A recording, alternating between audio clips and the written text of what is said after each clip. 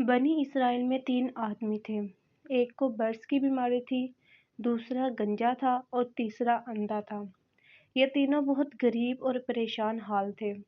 لوگ انہیں حقارت سے دیکھتے تھے اور کوئی عزت نہیں دیتا تھا۔ اللہ تعالیٰ نے ان کا امتحان لینے کے لیے ایک فرشتہ انسانی شکل میں بھیجا۔ پہلا آدمی جو برس کی بیماری والا تھا، فرشتہ اس کے پاس آیا اور پوچھا، تم کیا چاہتے ہو؟ اس نے کہا، میرا چہرہ ٹھیک ہو جائے، لوگ مجھ سے نفرت نہ کریں اور مجھے حلال روزی مل جائے۔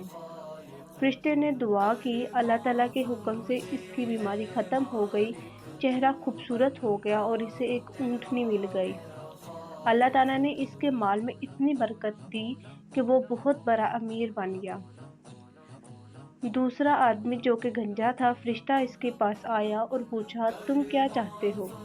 اس نے کہا، میرے سر پر بال آ جائیں اور میرا کاروبار چل جائے۔ فرشتے نے دعا کی، اللہ تعالیٰ نے اسے خوبصورت بال عطا کیے اور ایک گائے دی۔ اس کے مال میں بھی اتنی برکت ہوئی کہ وہ بھی امیر لوگوں میں شمار ہونے لگا۔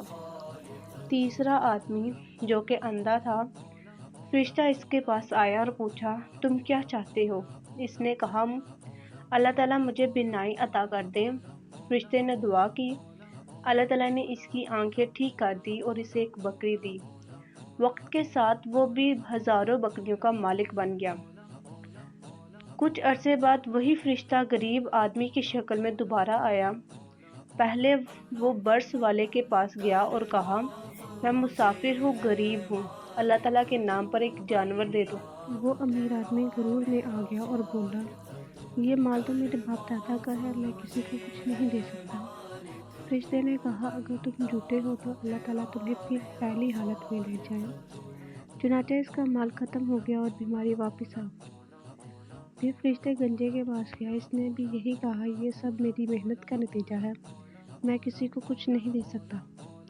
نتیجہ یہ ہوا کہ اس کا مال ختم ہو گیا اور وہ پھر گنجا اور غریب بن گیا۔